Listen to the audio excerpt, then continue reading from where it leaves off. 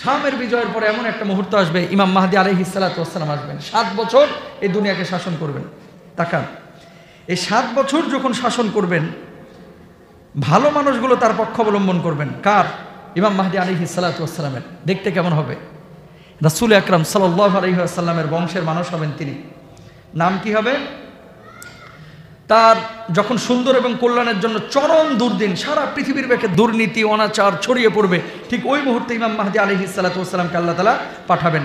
হযরতে হাসান রাদিয়াল্লাহু তাআলা আনহুর বংশ থেকে আসবে। হাসানকে আল্লাহ রাসূল সাল্লাল্লাহু আলাইহি ওয়াসাল্লামের নাতি ফাতিমা জোহরা রাদিয়াল্লাহু তাআলা আনহার ছেলে।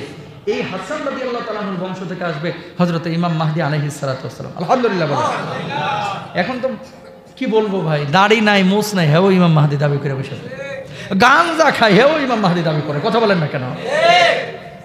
পাকিস্তানে একজন দাবি করছে, ওই কয়দিন পর পর ইরানের একজন করে, আবার কয়দিন পর আমাদের ঢাকার দোহারের নবাবগঞ্জের মানুষ ইমাম মাহদী দাবি করে। বেটা কোথায় শাম আর কোথায় দোহার? কথা বলেন না কেন? বাংলাদেশে কি ইমাম মাহদী আসা সম্ভব?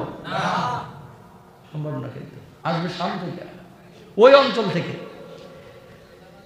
যে কেউ ইমাম মাহদী বললে বিশ্বাস করা যাবে না ভাই। প্রথমত তার জন্ম সূত্রটা হওয়া লাগবে হাসান রাদিয়াল্লাহু তাআলা আনহুর বংশ অনুযায়ী। 2 নম্বর, বাবার দিক থেকে হযরত হাসানের বংশধর হবেন, মায়ের দিক থেকে হযরত হুসাইন রাদিয়াল্লাহু তাআলা আনহুর বংশধর হবেন।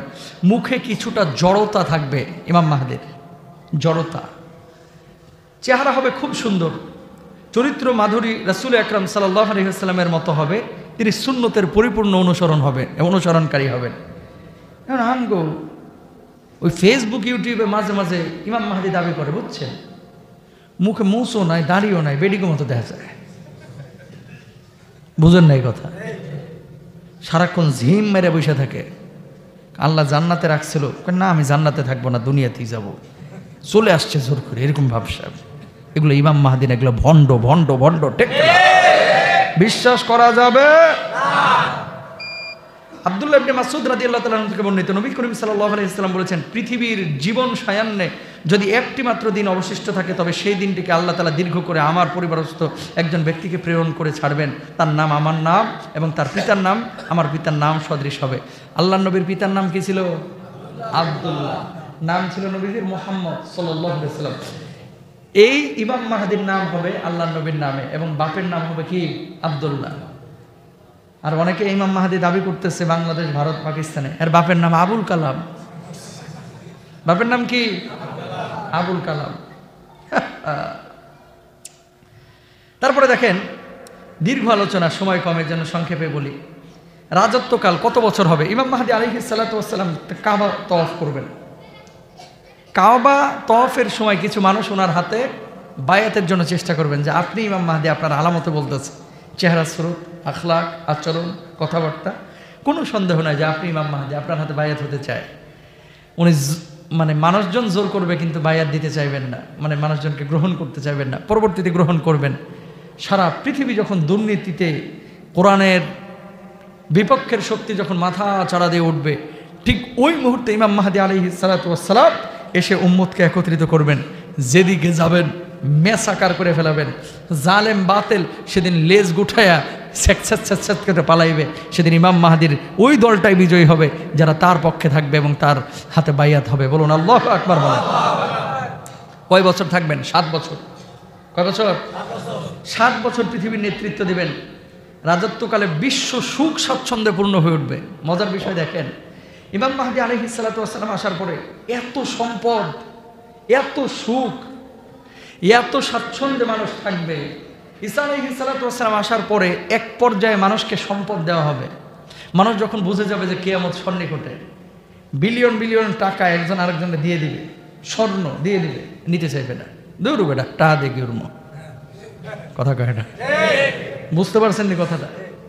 ইমাম মাহদী আলাইহিস সালাতু ওয়াস সালামের সময় থেকে শুরু সুখ, কোনো দুঃখ দুর্দশা কিচ্ছু নাই, মারামারি নাই, হানাহানি নাই, খালি সুখ আর সুখ। সব মানুষ বড় লোক হয়ে যাবে, টাকা পয়সার অভাব নাই। বন্ধু বন্ধুকে ডাক দেবে, দোস্ত গাড়িটা পড়ে আছে, একটু লয়ে জানা দোস্ত। কদর বেটা, আমার কি গাড়ির অভাব আছে? কথা বুঝেন না? এরকম একটা ভাবসা হবে। স্বর্ণ দিবে, টাকা পয়সা দিবে, যে ভাই নিয়ে যা, রাখার জায়গা নাই, আর কত রাখবো? আর বেটা আমার গুলোই তো রাখতে পারতেছি না, তোরটা নিয়ে কি করবো? কোরবানির গোস্ত দিতে গেলে 5টা গরু কোরবানি দিছে, আর তুই ছাগলের গোস্ত নিয়ে এসেছিস এক পোয়া, কয় না এরকম?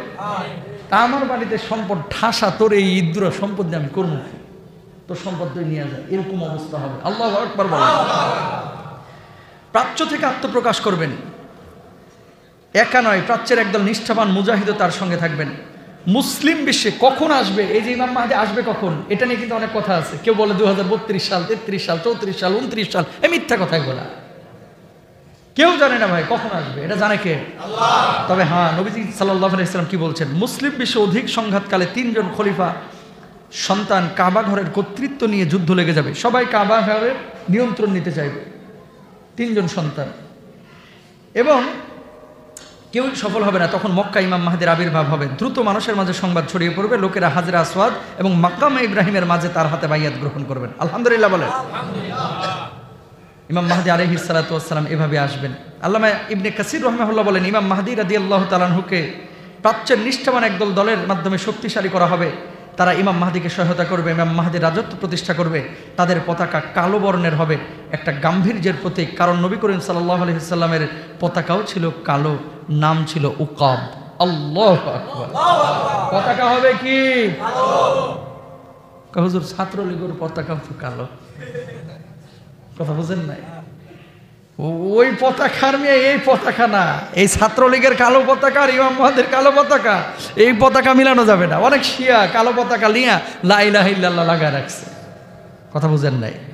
কালো পতাকাটা কেন মুজাহিদরা ব্যবহার করে? এই কারণে সবাই চায় যে আমরা ওই দলের অন্তর্ভুক্ত হয়, কিন্তু তারাই যারা কোরআন সুন্নাহর পক্ষে আছে, যারা আল্লাহর জমিন আল্লাহর দ্বীনের পক্ষে আছে, তারাই এই পতাকাকে উড্ডীন করবে। আল্লাহু আকবার। ঈসা আলাইহিস সালাতু ওয়াস সালাম যখন আসবে ওই মসজিদের মধ্যে নামবেন। কোন মসজিদ? উমাইয়া মসজিদ, এটা যে দামিশকের পুরাতন মসজিদ।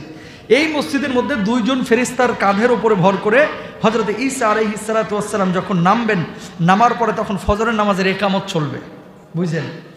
তো ইমাম মাহদী যখন আলাইহিস সালাতু ওয়াস সালাম 2 ফেরেশতার কাঁধের উপরে ভর করে চতুর্থ আসমান থেকে যখন নামছেন, চলছে কোন নামাজ? ফজরের। ইমাম সাহেব পেছনে সরে যায়, এই দামেশকের উমাইয়া মসজিদে, এই যে মসজিদটাই যেখানে এখনো আছে কিন্তু দামেশকের এই মসজিদটা, এতদিন বাশার আল আসাদের বাহিনী দখলে রেখেছিল, এখন আলহামদুলিল্লাহ সুন্নিদের হাতে এসেছে। এখন এই মসজিদ তার আসল ইমাম পাচ্ছে, এখন এই মসজিদ আসল মুয়াজ্জিন পাচ্ছে, এই মসজিদের মুসল্লিরা এখন নামাজ পড়ে আলাদা স্বাদ পাচ্ছে, ঠিক কিনা?